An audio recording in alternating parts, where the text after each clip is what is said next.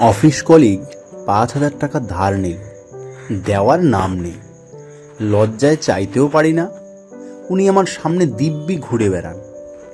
হা হুতাশ করতে লাগলাম, টাকা যে বড্ড প্রয়োজন। মুখ ফুটে বলাও যাচ্ছে না লজ্জায়। চিন্তিত হয়ে বিছানায় শুয়ে আছি। রোজ অফিসে যে রিকশায় যাই তিনি কল দিয়ে বললেন, স্যার, রিকশার টায়ার ফেটে গেছে, রিংও বেঁকে গেছে, কাল সকালে আমি আসতে পারবো না, আপনি কষ্ট করে অন্য রিকশায় যাইয়েন। আচ্ছা, কল কেটে দিলাম।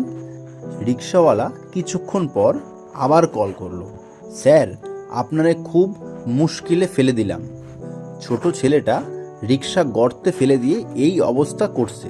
সমস্যা নাই, রিকশা ঠিক করুন, আমি অন্য রিকশায় যাবোখানে এই কয়েকদিন। জি স্যার। কল কাটার কিছুক্ষণ পর আবার কল। বিরক্ত হয়ে বললাম, কিছু বলতে চাইলে সরাসরি বলো। স্যার, আমার ১,০০০ টাকার খুব প্রয়োজন। দিনমজুর, রিকশা ঠিক করার টাকা নাই। ঘরে ভাত পানি বন্ধ হয়ে গেছে, বাড়ি এসে টাকাটা নিয়ে যাও। রিকশাওয়ালা টাকা নিতে আসলো, টাকা দিলাম। মনে মনে ভাবলাম, অফিসের ভদ্রলোক কলিগ যখন টাকা ফেরত দেয়নি, এই রিকশাওয়ালাও দেবে না।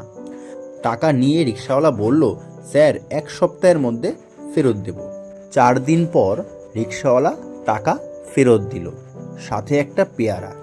হেসে বলল, স্যার, আপনি যে এই গরিবের কি উপকার করেছেন।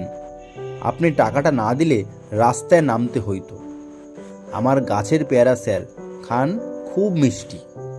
পেয়ারা খাচ্ছি আর ভাবছি, মনুষ্যত্ব জিনিসটা অন্যরকম। আরও ৬ মাস কেটে গেল, কলিগ এখনো টাকা ফেরত দেয়নি। বুঝলাম, দামি কাপড়, দামি পরিবেশে থেকেও অনেকে মনুষ্যত্বের অধিকারী হতে পারে না।